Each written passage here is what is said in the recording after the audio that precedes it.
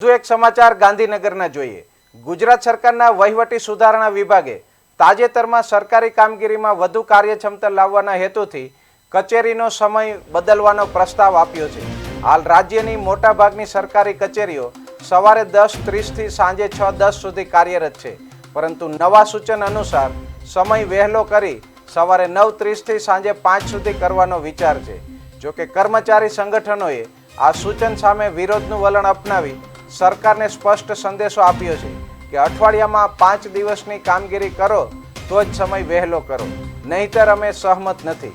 બીજી તરફ આ સમગ્ર મામલે કર્મચારી પ્રતિનિધિઓએ દલીલ કરી છે કે હાલમાં મોટાભાગના વિભાગોમાં કર્મચારીઓની ખાલી જગ્યાઓ ભરાઈ નથી, તેઓ દબાણભર્યા વાતાવરણમાં કામ કરી રહ્યા છે।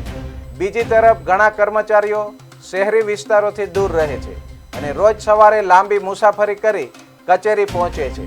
આવા કર્મચારીઓ માટે સમય વહેલો કરવો મુશ્કેલ બનશે। કર્મચારી સંગઠનોએ વધુમાં જણાવ્યું કે કેન્દ્ર સરકારની જેમ અઠવાડિયામાં 5 દિવસ કામ અને 2 દિવસ રજા આપવી જોઈએ।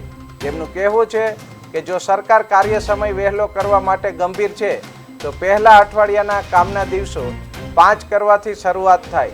તેમના મતે ટેકનોલોજી અને ડિજિટલ માધ્યમોથી કાર્યક્ષમતા વધી રહી છે, એટલે સમય વધારે કરતાં કામનું ગુણવત્તર સુધારવું ખૂબ જરૂરી છે। રાજ્ય સરકાર દ્વારા જો સવારે 9 થી સાંજના 6:15નો ટાઈમ રાખવામાં આવે તો ઘણી જ સારી બાબત છે, કર્મચારીઓ માટે સારી બાબત છે। એનું રીઝન કહું તમને, કેન્દ્ર સરકારમાં 5 ડે વીક ચાલે છે, 2 દિવસની રજા હોય, એમાં વીજળીની પણ ઘણી બચત થાય, કાર્યક્ષમતા પણ વધી જાય। 2 દિવસનો જો આરામ કરવામાં આવે સરકારને વીજળીની ઘણી બચત થાય અને કામને અને જો 9 થી 6:30નો ટાઈમ રાખવામાં આવે તો સરકારને 8 કલાકના બદલે 9.5 કલાક કર્મચારી કામ કરશે અને કામનો ઝડપી નિકાલ પણ થશે। અહીંયા ટાઈમ રાખવામાં આવે તો એ આવકાર્ય બાબત છે, સરકારશ્રી દ્વારા કરવામાં આવે તો આવકારવામાં આવે છે। મંડળે 2-3 વાર રજૂઆત કરેલી છે કે ભાઈ આ ટાઈમ રાખો તો સારું, વીજળીની ઘણી બચત થશે। અત્યારે જો કન્ઝપ્શન કેટલું બધું થાય છે, લાઇટનું કન્ઝપ્શન અત્યારે જો સોલર નાખવામાં છતાં પણ એસી બેસીનો મારો અત્યારે ગરમીમાં અત્યારે ગરમી છે તો કર્મચારીને થોડી રાહત રહેશે, ટાઈમનો સુધારો થશે અને આવનાર જિલ્લાઓમાંથી આવનાર કર્મચારી રાહદારીનો પણ ફાયદો